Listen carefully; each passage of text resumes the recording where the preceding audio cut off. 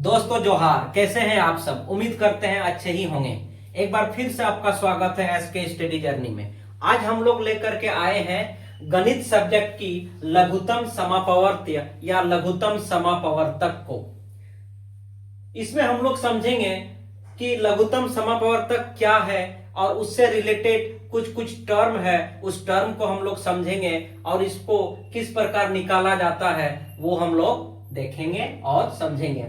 लघुत्तम समापवर्तक को अंग्रेजी में हम लोग लीस्ट कॉमन मल्टीपल कहते हैं और इसको शॉर्टकट में एलसीएम लिखते हैं। तो एलसीएम को समझने से पहले हम लोग को यहाँ कुछ टर्म को समझना होगा कि वो क्या है और इसमें गुणज किसको कहा जाता है, गुणनखंड यानी कि फैक्टर किसको कहा जाता है और एलसीएम को निकालने की विधि को हम लोग सीखेंगे। तो यहाँ पे हम लोग देखते हैं दो या दो से अधिक संख्याओं का लघुत्तम समापवर्तक वह छोटी संख्या होती है जो उन संख्याओं से पूर्णतः विभाजित हो जाए। यानी कि दो या दो से अधिक संख्या का लघुत्तम समापवर्तक एलसीएम वह संख्या होता है जो वो दो या दो से जो ज्यादा संख्या का हम लोग एलसीएम निकाल रहे हैं उससे पूर्णतः विभाजित हो जाए या कह सकते हैं कि पूरा पूरी भाग लग जाए।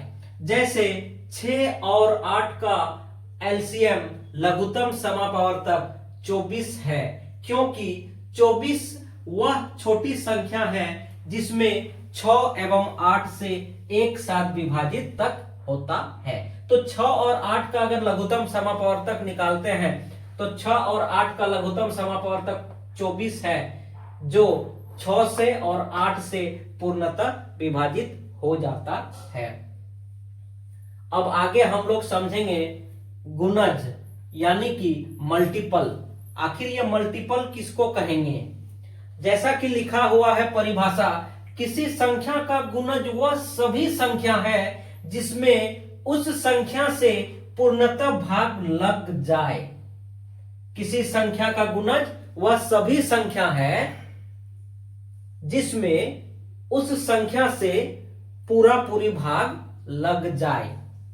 जैसे कि 2 का अगर हम लोग मल्टीपल निकाल रहे हैं, 2 का गुणज निकालेंगे तो 2 का गुणज होगा 2, 4, 6, 8, 12, 16 या फिर और अन्य संख्या जो 2 से पूरा पूरी कट जाती है।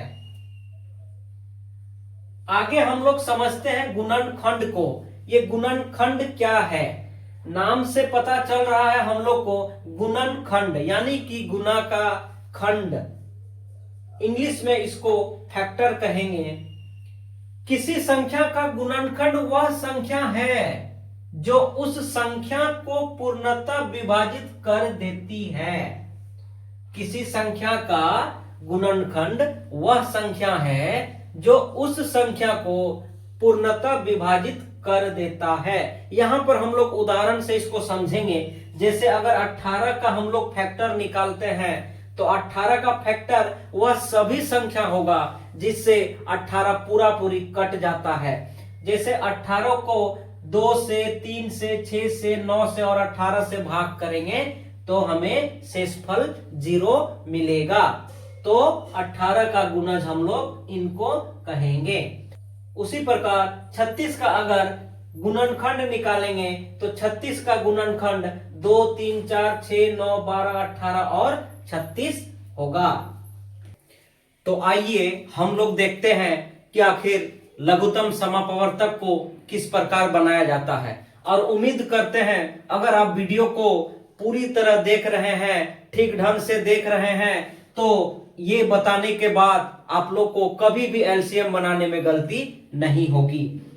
तो जैसे लघुत्तम समापवर्तक को निकालने का 2 विधि है। पहला विधि है भाग विधि और दूसरा विधि है गुणनखंड विधि। तो एक एक करके हम लोग दोनों को समझेंगे। भाग विधि में क्या होता है कि दी गई संख्या को पंक्ति में लिखें। कोई भी संख्या का लॉसो निकालने के लिए दिया जाएगा तो उसको एक पंक्ति में लिखना है। इसके बाद ऐसी छोटी संख्या से भाग दें जिसे कम से कम 2 संख्या कटे। और जो संख्या हम लोग पंक्ति में लिखे हैं उस संख्या को ऐसे वह छोटी से छोटी संख्या से भाग देंगे जिससे पंक्ति में लिखी गई संख्या में से कम 2 कटे और ज्यादा से ज्यादा कितना भी हो सकता है, और जो नहीं कटेगा उसको नीचे लिख देना है। फिर से बची संख्या को भाग देंगे और फिर वही हम दोहराएंगे कि कम से कम 2 संख्या कटे, और लास्ट में जब 2 संख्या नहीं कटेगा तो हम लोग रुक जाएंगे। इस प्रकार शेष बचे संख्या एवं जिससे भाग दिया गया है उसको गुना करना है और प्राप्त संख्या ही 900 होगा। इसको एक उदाहरण में हम लोग देखते हैं और उम्मीद है कि आप लोग को समझ में आ जाएगा। जैसे 12, 18, 10 और 15 का हम लोग को 900 निकालना है, तो सबसे पहले हम लोग देखते हैं कि 2 व छोटी संख्या जिससे कम 2 संख्या यानी कि 12, 18, 10, 15 में कम से कम 2 या उससे अधिक कट रहा है, तो 2 से इस सब में भाग दिए, तो 2 से भाग दिए तो यहाँ 6 उतरा, यहाँ 9, यहाँ 5, और 15 में चूंकि 2 से भाग नहीं जा रहा है तो 15 का 15 ही यहाँ पे हम लोग उतार दिए। पुनः इस संख्या को ऐसा संख्या से भाग देना है हमें जिसमें कम से कम 2 संख्या कटे, तो हम लोग 3 से भाग दिए, तो 3 से भाग देने पर हमें 6 2 बार में कटा, 9 3 बार में, 5 नहीं कटा तो 5 को सेम उतार दिए, और 15 जो है वो 5 बार में कटा।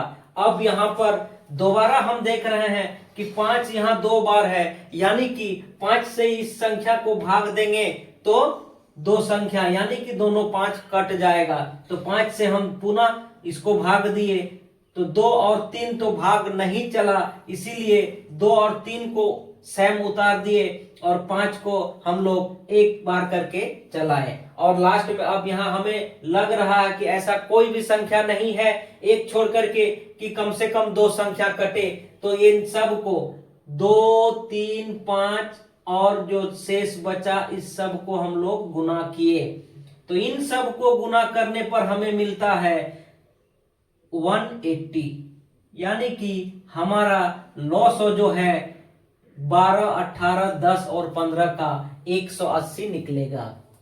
उसी प्रकार हम लोग यहाँ पे दूसरा विधि को देखते हैं, गुणनखंड विधि। गुणनखंड विधि में क्या होता है कि दी गई संख्या का गुणनखंड निकालते हैं और घात के रूप में लिखते हैं। जैसे इधर हम लोग 12, 18, 10 और 15 का जो निकाले लघुत्तम, सेम उसी संख्या का हम लोग इधर भी लघुत्तम निकालेंगे और देखते हैं क्या दोनों का उत्तर सेम आता है।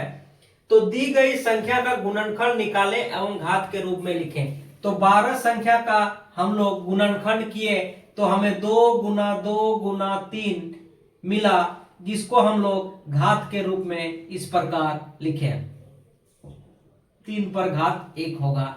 उसी प्रकार 18 को 2 गुना 3 गुना 3 और घात के रूप में इस प्रकार लिखे।